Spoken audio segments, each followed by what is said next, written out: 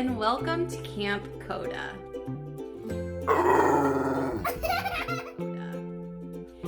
You know, people are sometimes really surprised when I tell them that I didn't grow up a dog person. In fact, I was pretty nervous around dogs in general. Growing up, I just had a lot of scary experiences. I'd often walk home from school and it was pretty normal to be chased by a stray. I've seen my stepsister bitten, and even my babysitter's dog would growl and snap if you got too close. So for a long time, dogs honestly made me anxious. And in my house, my mom never wanted one. So I didn't really get the chance to experience what a good dog relationship could be.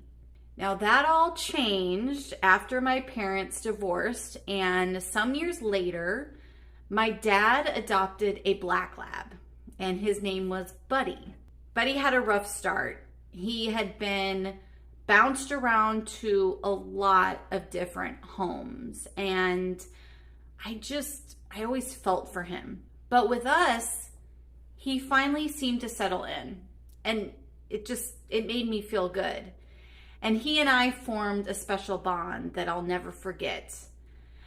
There was one person who'd come around that he didn't like, and the way he showed his displeasure, it felt like he was actually looking out for me. And from then on, I was the one feeding him and taking him for car rides and finding wide open spaces where he could run free.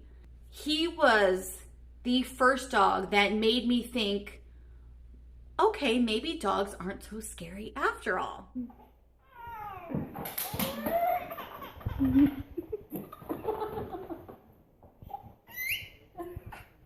Now, fast forward a little bit, and then came Koda. My husband had him before I had come into the picture yet, but the first time I met Koda, it kind of felt like he gave me a stamp of approval right away. He was there when we got married. He was there when we had our daughter. He was there through moves across the country. He was a part of our little family from the very beginning. And that's why our business is named Kamp Koda. He was the heart of our home. We like that. Okay.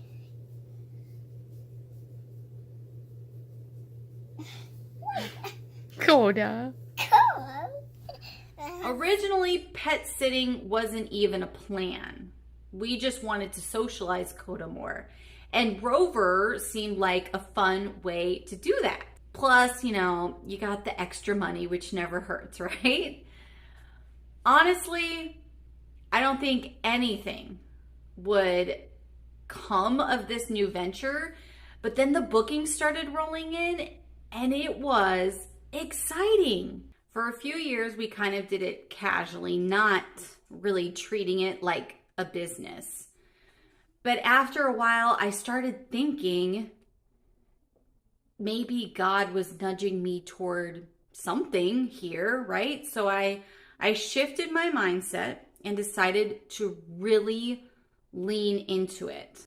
Of course, there were challenges. In 2020, we all know the world shut down. Nobody was traveling, and so the bookings disappeared. And then in 2021, we lost Koda, and that was heartbreaking. Honestly, our hearts just weren't into the whole dog sitting thing for a while. But after a few years and, processing things, we realized that we missed the dog energy. So in 2024, we started up again, and it was like a floodgate opened. We had so much success that we were actually facing growing pains. But it was the kind of problem you're grateful to have.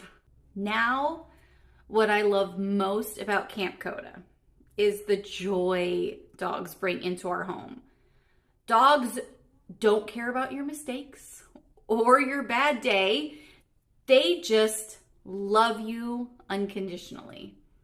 They remind you of life's simple joys, whether that's being greeted at the door, walking up to wagging tails, or watching your kid laugh and play with them. It's a kind of innocence and love you just can't find anywhere else.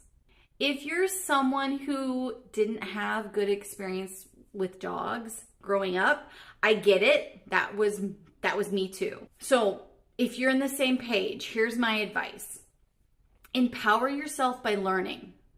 We love watching Caesar Milan as a family, and just learning those little pieces of wisdom has helped me to stay calm and confident with dogs. Knowledge really does bring a peace of mind.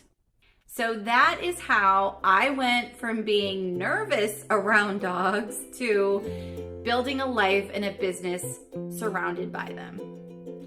Kamp Koda isn't just about dog sitting. It's about family, love, and creating a space where every pup feels at home. Because here, every pup really does feel like family.